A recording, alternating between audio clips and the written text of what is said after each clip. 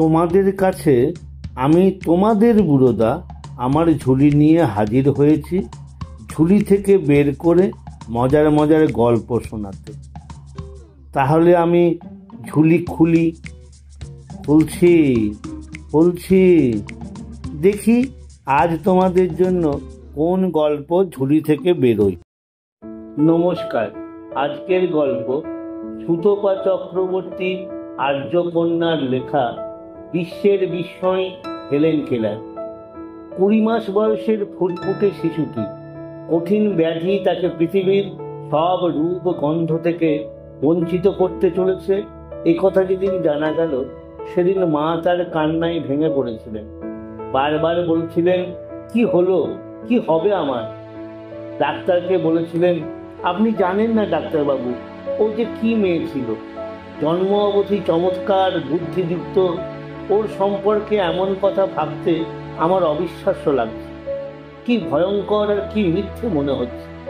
ভাবছি, এমন শিশুর কপালে করুণাময় কখনো এমন শাস্তি লিখতে পারেন। ডাক্তার মাথা নেড়েছিলেন, সান্ত্বনা দিয়ে বলেছিলেন, আমি সব জানি মিসেস কেলার, এরকম শিশু সত্যিই সচরাচর দেখা যায় না, কিন্তু করুণাময়ের কাজের উপর আমাদের তো কিছু বলার নেই। তিনি যা নেবেন কে বলতে পারে, আবার হয়তো তার ফিরিয়েও দিতে পারে। পৃথিবীতে কত দৈব ঘটনাই তো ঘটে, কিন্তু ডাক্তার হয়ে আমি তো সেই দৈবের প্রতি আপনাকে ভরসা রাখার উপদেশ দিতে পারিনি। ডাক্তার দৈবকে এড়িয়ে গিয়েছিলেন, কিন্তু দৈব ঘটনাই ঘটেছে মেয়েটির জীবনে। কেননা বিশ্বের অন্যতম প্রতিভাময়ী ও বিদুষী হেলেন কেলারের জীবনে তাঁর শিক্ষয়িত্রী মিস সুলিভানের আবির্ভাব অনেকটা দৈব ঘটনা ছাড়া আর কি। ক্যাপ্টেন আর্থার কেলার ও ক্যাথারিন কেলার তাঁদের পরম গর্ব ও আদরের শিশুর অন্ধকার জীবন সত্যিই কল্পনা করতে পারছিলেন না। মনের যে দৃঢ়তা তাঁদের দুজনের চরিত্রের বৈশিষ্ট্য ছিল, তা ক্রমেই ভেঙে যাচ্ছিল। জগতের কোনো দৃশ্য তাদের শিশুর চোখে ধরা দেবে না, কোনো দিন কোনো ডাক পৌঁছাবে না তার কানে, কোনো ডাকে সে দেবে না সাড়া। সে রইবে সঙ্গীহীন আপন মনের নির্জনতার মধ্যে। বিশ্ব সংসারে সকলের কাছে সে পাবে শুধু করুণা, এই চিন্তায় আকুল হয়ে উঠেছিল তাঁদের মন। বেঁচে থাকার প্রতিটি মুহূর্ত মনে হচ্ছিল চরম অভিশাপের। তবু এইভাবেই দিন কাটছিল। শিশু হেলেনের বয়স তখন 7 বছর।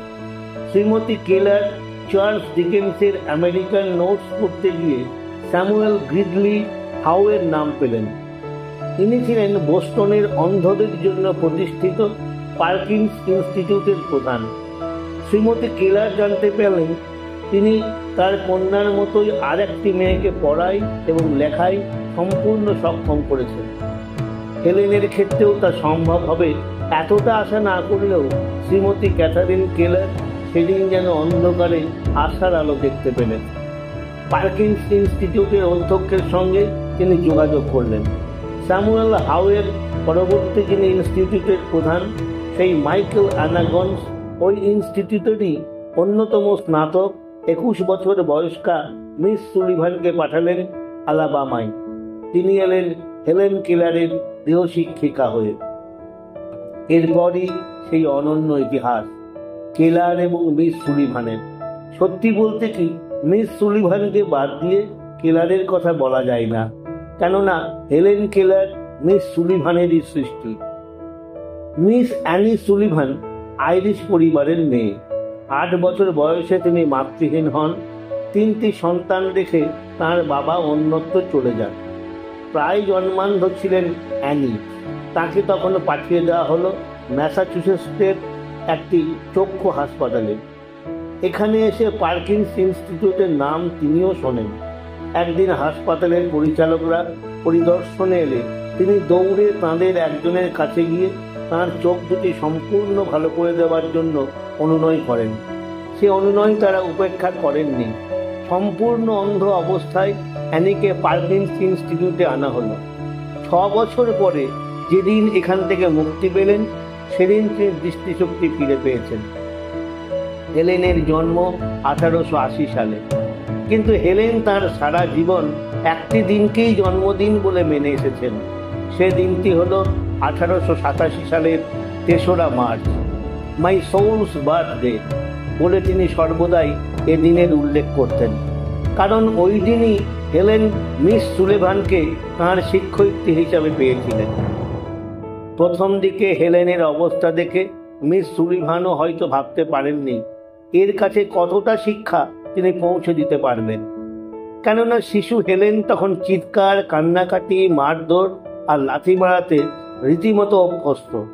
কিন্তু ধৈর্যের প্রতিমূর্তি সুলিভান ওই অশান্ত শিশুকে ধীরে ধীরে তিনি বশ করেছেন, তার মনকে শিক্ষা গ্রহণের উপযোগী করেছেন, তারপর দিয়েছেন দীক্ষা। 5ই এপ্রিল বাস্তব জগতের সঙ্গে হেলেনের প্রথম পরিচয়। শিশু হেলেনের আঙুল জলে ডুবিয়ে তার সম্পূর্ণ হাতটির উপর দিয়ে জল ঢেলে দিলেন তাঁর শিক্ষিকা।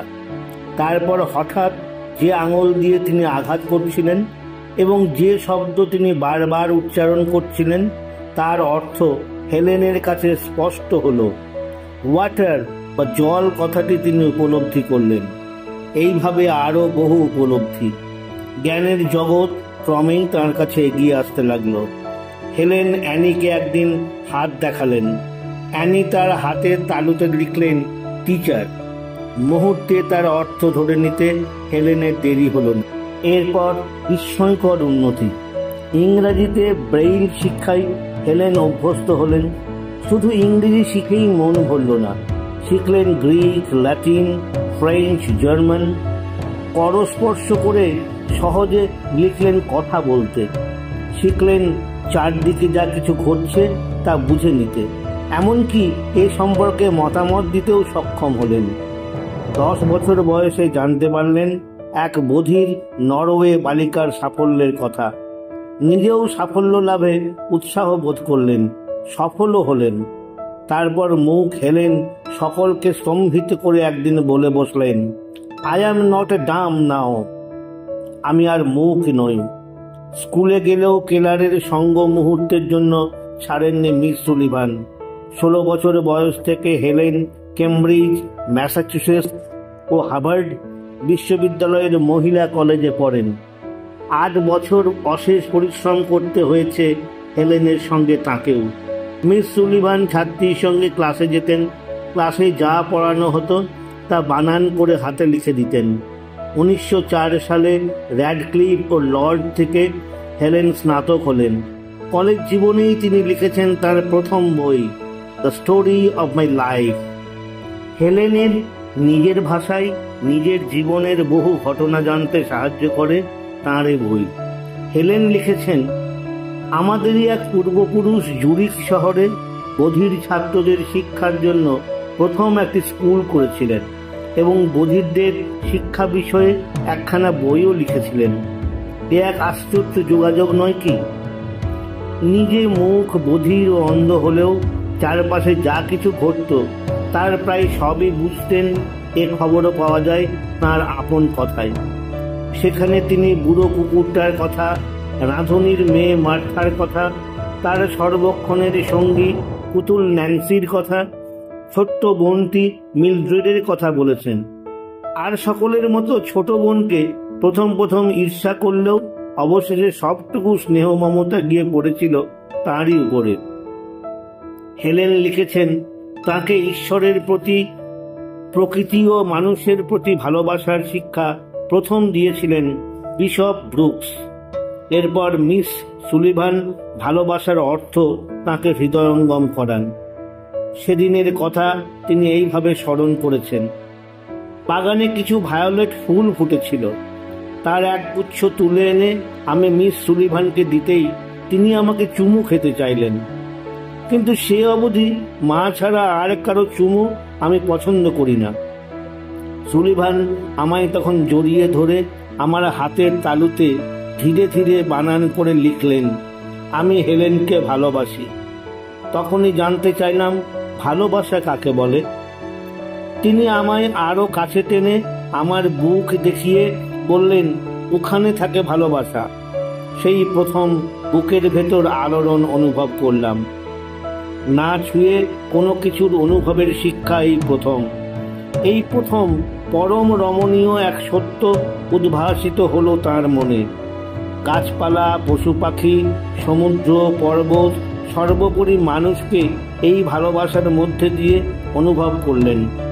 সাহিত্য, ধর্মগ্রন্থ, ইতিহাস পাঠের মধ্যে দিয়েও মনকে ছড়িয়ে দিলেন আরও বৃহৎ অনুভবের মধ্যে। বিশ্বের বরেণ্য লেখক ও মনীষীদের মনের কাছাকাছি তিনি এসেছেন গ্রন্থ পাঠের মধ্যে দিয়ে। শেক্সপিয়ার, হোমার, গেটে, রবীন্দ্রনাথ, শ, মার্ক টোয়েন, আইনস্টাইন, লুথার বুরবাঙ্ক, এদের প্রত্যেকের রচনার সঙ্গে তাঁর ছিল বিশেষ পরিচয়। রবীন্দ্রনাথের ওষ্ঠে ও কণ্ঠে হাত রেখে রবীন্দ্রসঙ্গীতও তিনি উপভোগ করেছেন।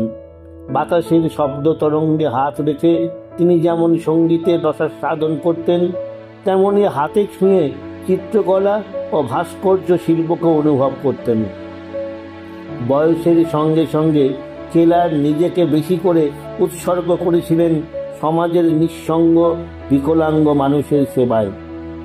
আমেরিকায় অন্ধদের জন্য যে প্রতিষ্ঠান আছে তাতে তিনি সক্রিয়ভাবে কাজ করেছেন। এর অর্থ তহবিল গড়ে তোলার জন্য 6 বার বিশ্ব পরিভ্রমণ করেছেন। সে সময় কলকাতায় এসে এখানকার অন্ধ বিদ্যালয়ের কাজও মনোযোগের সঙ্গে দেখেছিলেন। মার্কিন যুক্তরাষ্ট্রে বিকলাঙ্গদের জন্য কয়েকটি আইন প্রণয়নে আইনসভা ও কংগ্রেসে তিনি বিশেষভাবে চেষ্টা করেন। দ্বিতীয় বিশ্বযুদ্ধের পর যুদ্ধে যাঁরা দৃষ্টি হারান তাদের পরিসংখ্যান গ্রহণ ও তাঁদের সমস্যার বিবরণ সংগ্রহ করেন ইউরোপের নানা দেশ ঘুরে। 1931 সালে হেলেন কেলার $5,000 মূল্যের পুরস্কার পেয়েছিলেন সমাজসেবার স্বীকৃতি হিসেবে। পুরস্কারের সব অর্থ তিনি অন্ধদের সেবা প্রতিষ্ঠানে দান করেন। তিনি রুজভেল্ট পুরস্কারও পান। এছাড়া পৃথিবীর বিভিন্ন দেশ ও প্রতিষ্ঠান থেকে তাকে নানাভাবে সম্মানিত করা হয়েছে। হেলেন কেলার জগতের বিস্ময়, কিন্তু তাকে এতটা অলৌকিক ও মহীয়সী করে তোলার কৃতিত্ব যাঁর, তিনি মিস অ্যানি সুলিভান।